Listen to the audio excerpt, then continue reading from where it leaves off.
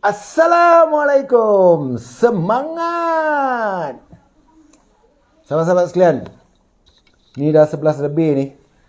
11.22 terlambat sikit. Malam ni malam Jumaat. Kemungkinan ramai sibuk bersama dengan pasangan masing-masing . Malam ni sejuk tak rasa sejuk . Di luar sejuk, dalam rumah ada aircon sejuk, jadi pakai jaket sikit. Ini kopi AG Max Coffee, keluaran AG Nutrition. Dia mengandungi kopi 3 in 1. Dia mengandungi ashwagandha dan saw palmetto. Dua bahan utama dia lah. Malam-malam macam ni minum kopi sedap sebab dia sejuk, kita minum kopi segar Kita bancuh kopi dulu. Tengok packing dia pun lawa matching tak? Saya suka kalau company dia buat kotak dengan sachet ni sama matching.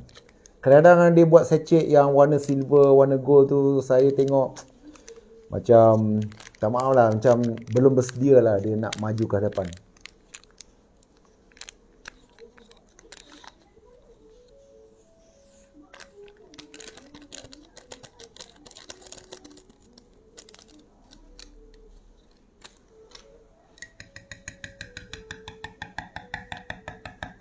Dengar saya kacau. Saya bancuh kopi ke teh ke, saya suka bunyi macam ni. Kadak.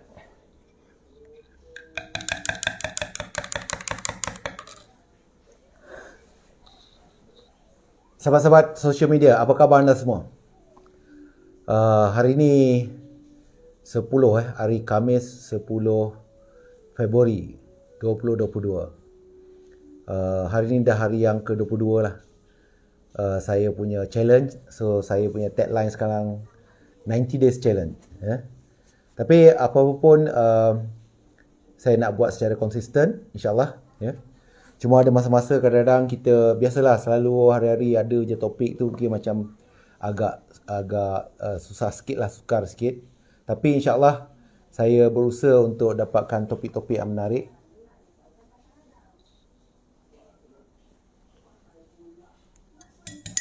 Minum dulu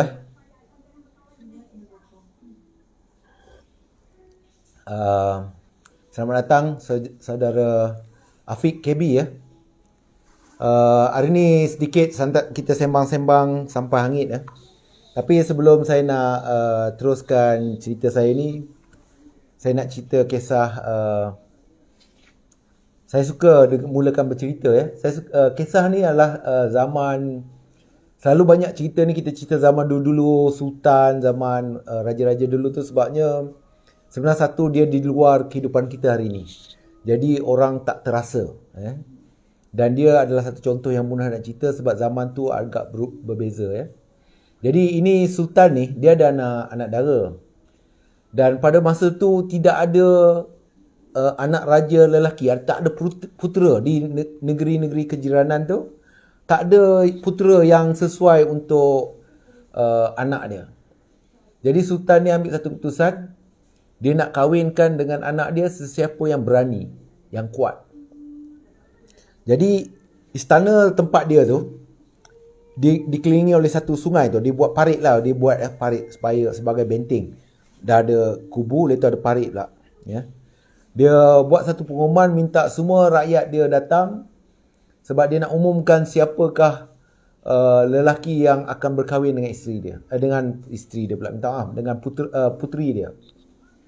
Jadi pada hari yang ditetapkan, sampailah pada hari Minggu petang, ramai orang datang. Jadi raja pun bertitah, "Wahai rakyat jelata, hari ni beta nak pilih salah seorang daripada anda semua untuk menjadi menantu beta yang akan dikahwinkan dengan puteri beta yang tunggal." Hai Almas. Jadi dia nak bagi tahu dia siapakah yang akan dikahwinkan dengan puteri better. Tapi untuk di klinik anda ni saya akan pilih seorang. Syarat dia senang saja. Sesiapa di luar sungai ni, di luar longkang ni, terjun masuk ke air ni, air sungai ni, dan seberang datang ke kubu better. Tapi longkang dia tu semua orang tahu ada buaya kan, ada buaya yang ganas lah, yang kelaparan. Jadi kalau orang jatuh memang selalu kena makan lah. Sebab tu dia jadikan sebagai benteng dia. Jadi datanglah orang semua tengok-tengok siapa yang nak terjun, siapa nak terjun. Tiba-tiba dengar di sebelah hujung sana satu bunyi orang terjun. Bush. Lepas tu dengar dia berenang dengan laju. Kecok. Air berkopak-kopak. Dia nak lari laju. Dia lari laju. Jadi dia... Assalamualaikum Tuan Ahmad Dali. Cerita kisah tentang orang terjun sungai ni. Jadi dia terjun, dia terbang, dia sungai. Dan dia pun sampailah ke kubu. Sebab sebelah sana orang ramai, dia tak boleh naik. Dia terpaksa pergi sebelah sini. Dia pergilah tempat raja berdiri. Dia sampai. Dan semua orang tepuk tangan. Siapakah yang begitu berani untuk menyeberangi sungai itu. Jadi raja pun bergembira melihat orang muda yang handsome, yang berani terjun. Maka orang muda itu pun diisytiharkan berkahwin dengan puteri dia. Jadi habislah cerita dia tu. Kemudian raja tanya, belajar persilatan dari mana yang sehingga berani gagah ni. Dia kata, minta maaf tuanku, saya sebenarnya nak cari siapa yang tolak saya tadi. Dia sebenarnya ditolak oleh orang ke dalam sungai tu. Jadi sebenarnya, dan akhirnya dia berjaya lah kahwin dengan puteri. Begitulah dalam kehidupan kita hari ini, kebanyakan kita perlu ditolak. Ditolak belajar, paksa belajar, pergi universiti, paksa pergi sekolah, paksa bekerja, paksa berniaga, ditolak. Barulah dia akan jadi seorang yang hebat. Jadi dia pun dah disediakan, dia balik dulu lah rumah dia sebab dia perkahwinan tu minggu depannya. Dia balik rumah, dia cerita dengan mak. Mak dia kata, saya tadi geram betul, siapalah tolak saya ni kan. Mak dia kata apa? Mak lah yang tolak kau tadi. Kalau nak tunggu kau yang pergi nak terjun tu, sampai bila lah kau ni akan jadi jadi bujang telajak, dia kata. Mak tolak kau supaya kau dapat jodoh dengan puteri lagi tu. Apa lagi nak? Itulah dia nak ceritanya. Kehidupan ni kita perlu ditolak. Jadi sedikitlah saja sama-sama sebelum kita mulakan. Saya sendiri hari ni saja nak cerita tentang kehidupan. Kehidupan kita secara umum. Bukanlah hidup saya ni perfect. Tidak. Hidup saya tidak perfect. Tetapi saya meraihkan every moment of my life. You faham? Contoh, minum kopi ni kan, satu nikmat bagi saya. Kadang-kadang saya dengan isteri saya keluar. Kami keluar, kadang-kadang kami lepak kat McDonald, Starbucks. Dulu kerap lah, sekarang Starbucks kurang sikit dah sebab ada jemu kot. Pergi dekat Coffee Bean. Kadang-kadang gerai tepi jalan je. Dekat sini ada satu gerai, nama dia Allahuakbar, Kopi Candu. Gerai Kopi Candu. Teh Candu, sorry. Gerai Teh Candu. Saya selalu lepak situ dengan isteri saya, minum teh tarik. Jadi itulah small moment tu yang kami enjoy, menyebabkan kita rasa seronok. Jadi tak perlulah nak jadi perfect baru nak seronok. Jadi kehidupan kita begitu. Cuma sebelum saya nak cerita pasal kehidupan ni, cuba kita renung apa saya nak cakap ni. Satu fakta yang hari ni fakta yang saya rasa memang terlampau dia memang berlaku, satu fakta yang memang berlaku dalam kehidupan kita. Tetapi kadang-kadang kita heran kenapa dia jadi macam tu. Cuba you bayangkan, nak beli food supplement macam ni Food supplement ni harga ahli RM120. Tapi apa orang komen? Mahal. Mahal. Kopi ni kopi berkhasiat bertenaga, harga RM60, RM60, mahal. Tetapi kita pergi dinner, pergi dating, dinner, RM100 ni harga yang berpatutan. Reasonable price. Kenapa ya jadi macam tu? Benda untuk kesihatan kita kata mahal. Tetapi untuk dating, keluar dengan kawan-kawan, RM100 kita kata reasonable price. Kalau ni sebulan nak makan ni 2 kotak lah. Kalau orang tu dah jadi ahli, dia cuma RM240. Kalau you bukan members, RM340. But best kalau you makan 4 kotak. Kalau 4 kotak, harga ahli pun dah RM480. Mahal Oh, tak mampu dia kata. Tapi kalau 400, 300, RM400 ni clubbing ni biasa bagi dia. Keluar berfoya-foya, berpesta, biasa. Tapi bila beli untuk kesihatan, sebulan RM300, oi, mengarut lah, tak mampu. Beyond my budget. Beyond my budget.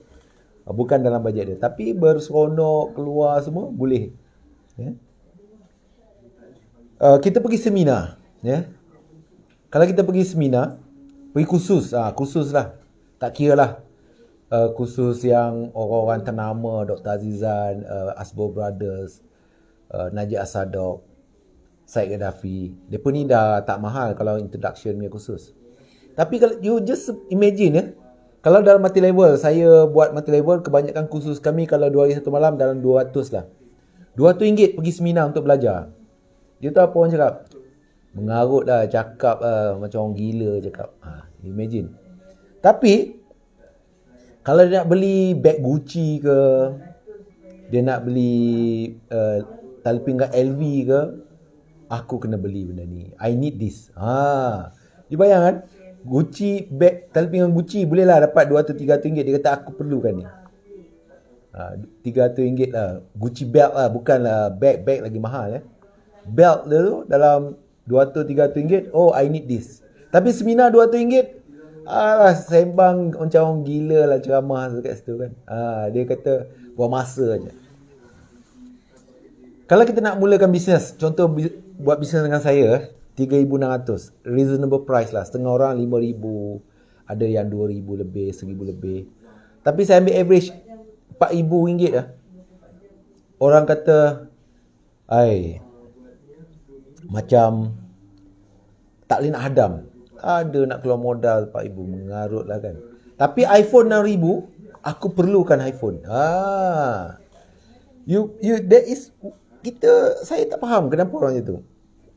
60 minit pergi gym atau pergi jogging, pergi exercise 60 minit.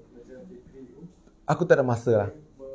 Tapi tengok Netflix, tengok Astro, 60 minit, time goes by. Masa berlalu pergi, begitu saja. So, you bayangkan hari ni orang benda yang nilai dia sama tetapi dia kata benda ni membazir, tak mampu, tapi satu pihak dia kata mampu. Dia tak ada masa tapi di sini ada masa. Kita tengok food supplement very good for us. Keperluan kita. Tapi kita kata mahal, kita pergi dating dinner, harga yang sama RM100, kita kata reasonable price. Kalau sebulan sekali kita belanja bajet RM300, beli food supplement, kita kata tidak termasuk dalam bajet kita. Tak mampu. Tapi kalau kita keluar clubbing, pergi berpoya-poya, RM300, okey lah, biasalah dia kata. Belajar seminar RM200, dia kata mengarut lah, sembang, buang masa je. Tapi Gucci belt RM200-300, aku perlukan. Mulakan seminar RM3,600, oh mahalnya. Beyond, tak boleh nak hadam lah. Dia tak boleh nak hadam. Tak boleh nak hadam. Dia tak boleh bayangkan mahal betul. Tapi iPhone RM4,000, RM5,000, RM6,000, dia kata aku perlukan iPhone. 60 minit untuk exercise, dia kata tak ada masa. Tapi 60 minit depan TV, depan komputer, tengok Netflix, tengok Astro, masa berlalu begitu saja. Jadi inilah kehidupan. Nak cerita pasal kehidupan. Tajuk kehidupan. Jadi kehidupan ni memang pelik lah, ya. Pelik dan unik.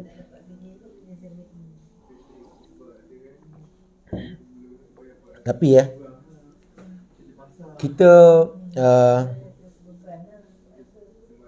kita ni bukan perfect tau. Bukan semua perkara perfect. Kita tak perlu jadi perfect. Untuk happy tidak perlu perfect. Untuk senyum tidak perlu perfect. Nak cari pasangan tak perlu perfect. Nak rumah tak perlu perfect. Nak mula menjaga tak perlu perfect.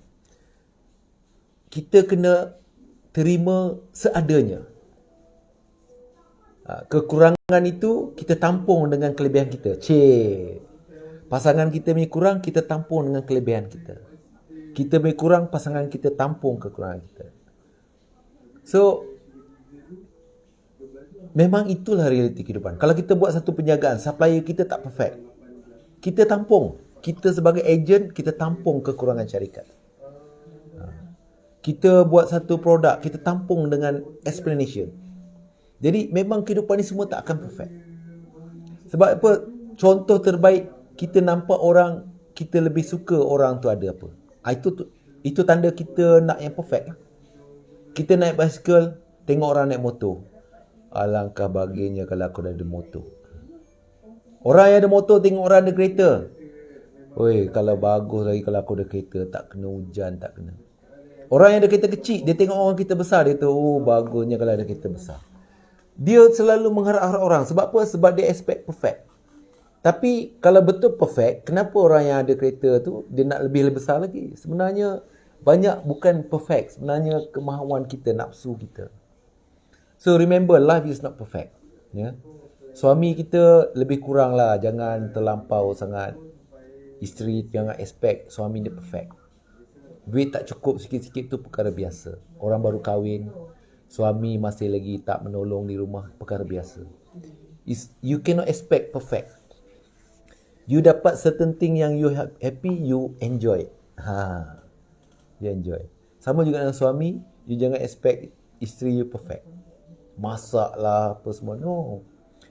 You tahu suami isteri ni kan, kadang-kadang bila orang perempuan, orang lelaki tanya lelaki, kau nak isteri macam mana? Isteri yang pandai masak. Sebenarnya dia bukan nak isteri yang pandai masak. Apakah suami tu nak sebenarnya? Dan isteri pula, dia kata nak suami yang handsome, suami yang kaya. No, that is superficial. Tahu tak? Luaran. Apa sebenarnya suami dan isteri nak? Kalau you all tahu benda ni, sebenarnya hidup you akan bahagia. Suami isteri ni, dia macam supply and demand tau. Suami supply, isteri demand, suami supply. Suami demand, isteri supply. So, sebenarnya ada satu benda yang kalau you all faham satu perkara ni, sebenarnya hidup you akan bahagia. Apa sebenarnya suami nak? Yalah, you all tak jawab lah kan dalam video ni. Sebenarnya, suami nak dihormati. Itu asas dia. Tapi dia tak kerti nak cakap, balik rumah dia nak makanan disediakan. Dia nak baju dia digosok. Dia nak rumah, dia nak dilayan. Sebenarnya, dihormatilah tu. Tapi benda tu kecil-kecil, dia tak tahu nak bagikan one power, satu perkataan je. Dihormati je. Isteri ni kalau dia hormat suami dia ni, bila nak dia dihormati, isteri berilah penghormatan tu. Bila isteri beri penghormatan pada suami, hidup ni akan tenang. Banyaklah perkara yang cara orang nak dihormati itu berbeza-beza lah. Ya. Yang tu isteri kena belajar. Tapi sebenarnya asas foundation, seorang suami nak dia dihormati sebagai seorang suami, sebagai seorang ketua rumah. Jadi you kena belajarlah, perempuan kena belajarlah bagaimana menghormati suami. Termasuklah menghormati keluarga dia. Itu sebenarnya asas dia nak. Dan isteri nak apa? Isteri nak apa? Ini sayanglah orang, saya tak nampak siapa yang tengok ni. Isteri nak kesetiaan saja. Yang dia bising-bising, suruh balik awal, dia suruh beli ni, beli tu. Sebenarnya, deep inside dia, betul-betul deep inside heart dia, dia nak kesetiaan saja.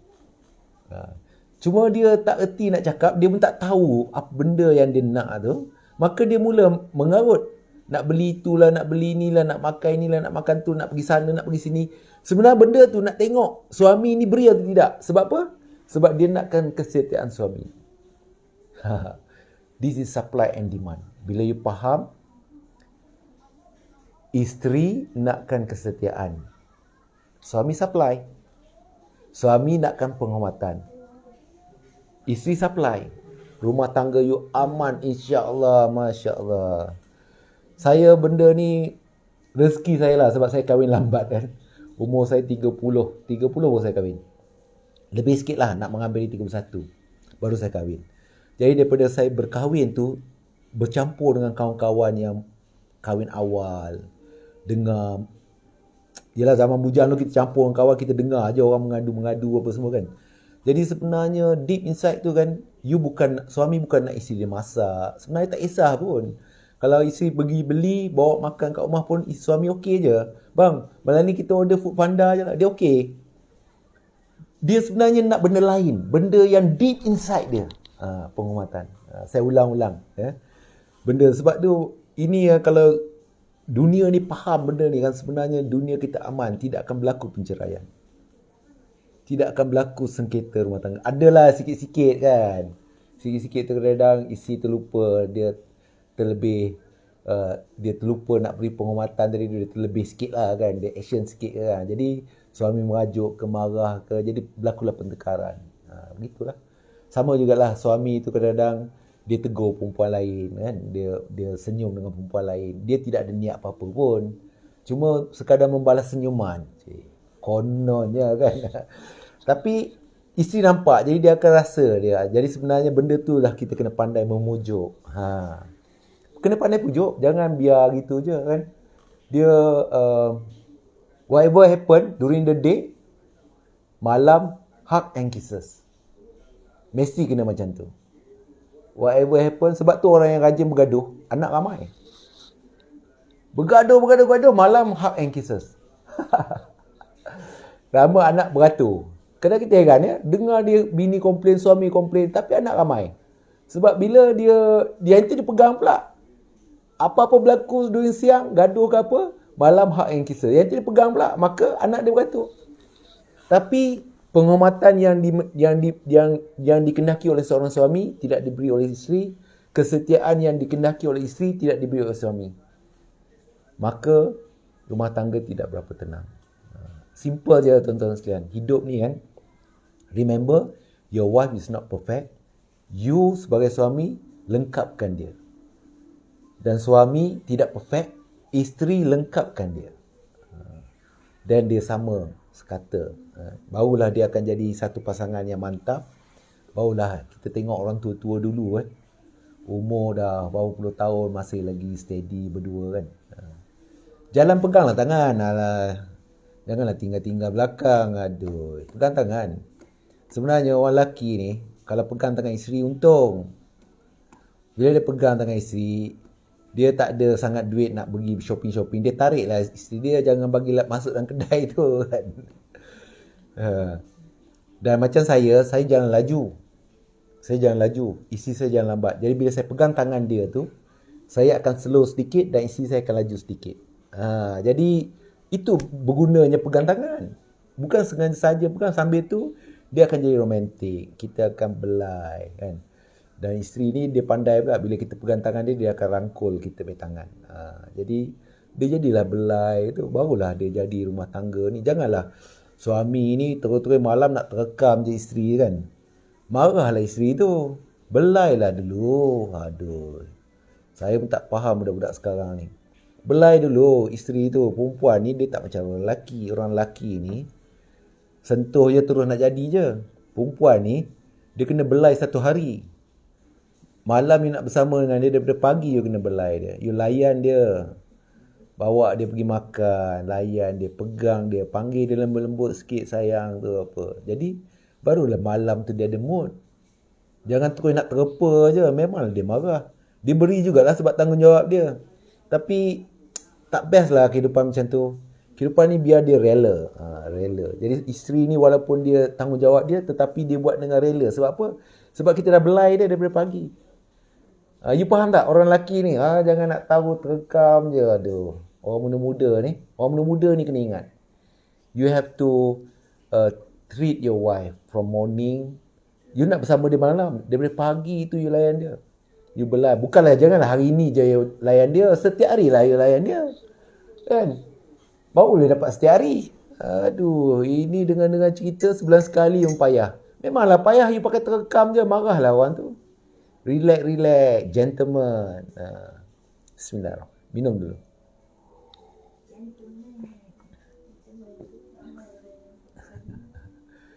Oh, ini live macam ni kalau ramai orang tengok ni. Kalau ada ni tengok. Ramai lah orang perempuan dia suka sangat lah kalau kata isteri minta kesetiaan ni kan. Jadi itulah dia ya. Dan kita ni sebenarnya kan, dalam kehidupan ni sebenarnya kita ni kuat tau.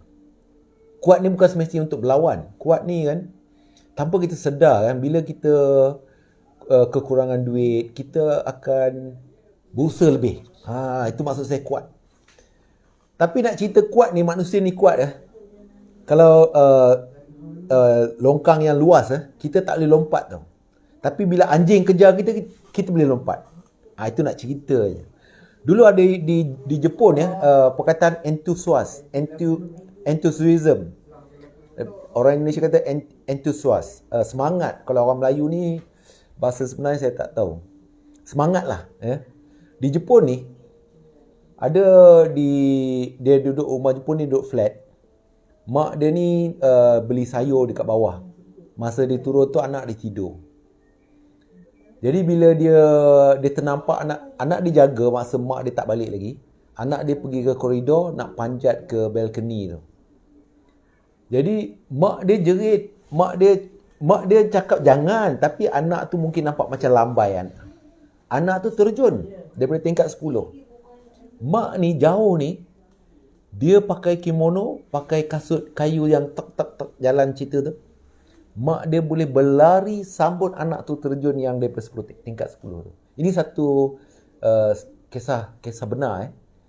Jadi saintis-saintis kaji macam mana mereka cuba balik buat.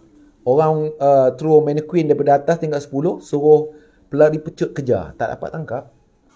Tapi kenapa mak ni dapat tangkap? Satu semangat dalaman dia tu sebab anak dia tu. Dia nak selamat. Jadi samalah kita ni sebenarnya ada satu semangat dalam kita ni.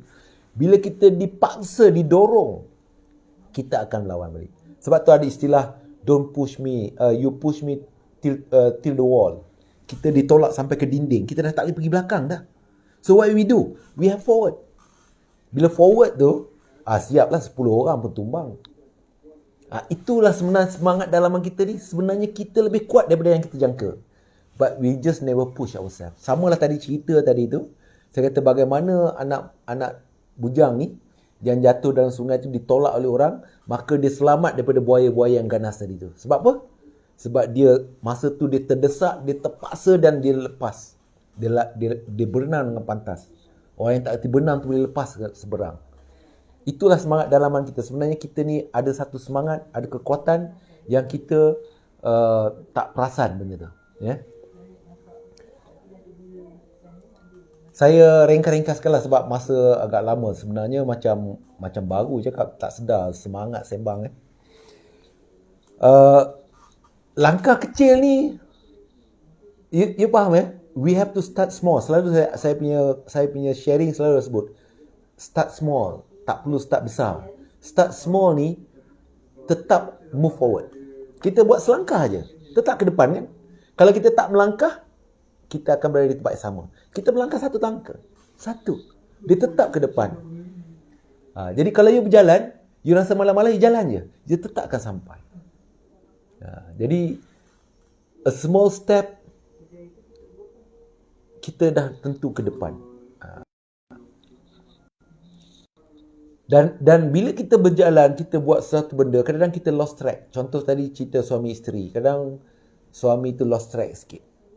Kita patah balik. Bila patah balik tu, kita masuk balik dalam track kita tu, itu bukan satu kegagalan. Itu adalah selepas kita muhasabah diri kita, kita betulkan balik. Jangan salah faham. Ada orang kata, aku tak nak ke belakang lah. Itu bukan ke belakang. Itu pergi balik ke track. Contoh you berniaga.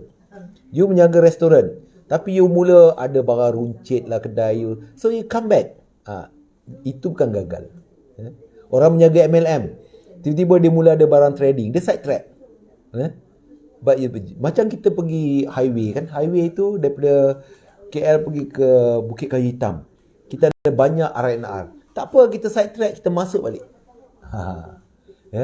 Dan last but not least, when you are tired, just get rest. Berehat ni, tuan-tuan sekalian, tak semestinya pergi ke London. Tak semestinya pergi umrah. Ikut kemampuan masing-masing. For me, kadang-kadang kan saya singgah dekat Baskin Robbins, beli ice cream. Dan duduk tepi jalan, makan ice cream pelan-pelan dengan isteri saya. That is resting to me. Menenangkan. Sometimes, penat-penat sangat kan. Tapi kita tak ada masa nak rehat lama tau. Sebab kita tengah buat kerja. Saya beli coklat bar, makan dalam kereta pelan-pelan. That is resting. Pada saya. Tak semestinya resting ni kena pergi bercuti panjang. Baguslah, lebih baguslah panjang. Tapi that is why sebenarnya kehidupan ni simple. Jangan remehkan. Banyak benda yang kita boleh buat kecil-kecil yang menenangkan kita, merehatkan kita. Minda kita lupa. Jadi, kalau tengok phone ni, dia tak menenangkan. Sebab apa tak menenangkan? Satu, mata jadi penat. Kemudian kita tengok dekat social media tu, tengok orang berjalan kat London. Aduh, aku ni bila lah nak pergi London. Contoh. Jadi kan tak bagus. Bukan rehat sebenarnya. Social media ni bukan tempat berehat. Social media ni, kalau tak betul cara, you akan jadi fed up. Kecuali you nak menjaga, then different. You tak nampak dah benda-benda tu. You fokus pada business. You nak networking. Social media ni sebenarnya a good source of networking. Tapi ramai orang salah guna. Dia pergi ke benda yang lara, benda yang menyakitkan hati dia. So, berehat. Bila penat, berehat. Berehat ni can be macam saya tidur, saya dah memadai dah rehat. Because kita bukannya sentiasa nak rehat panjang-panjang. Sometimes we just need 1 hour sleep or half an hour nap.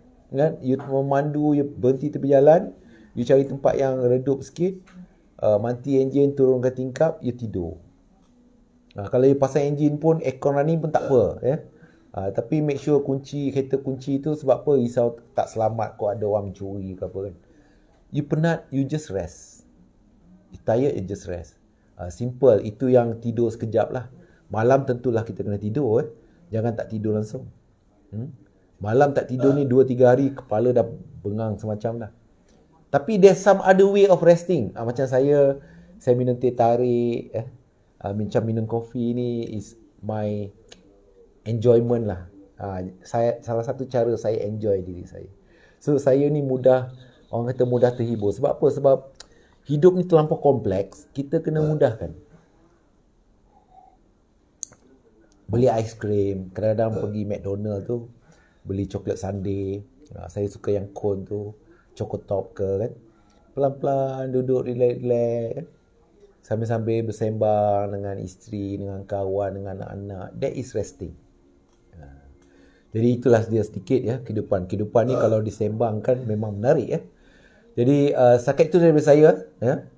Jadi hari ni pun seperti biasa, belum lagi ramai masuk. Mungkin buat diawalkan waktu ke apa, saya tak pasti, ataupun memang saya punya IG belum lagi ramai follower yang aktif. So itu saja daripada saya malam ni. Apa-apa pun tuan-tuan sekalian, sebelum tidur ambil wuduk, solat sunat witir dan baca surah Al-Mulk. InsyaAllah esok pagi kita bangun dengan penuh semangat dan terus mandi, kemas katil, move on. Move. Just fight one more day. Assalamualaikum. Jumpa esok malam.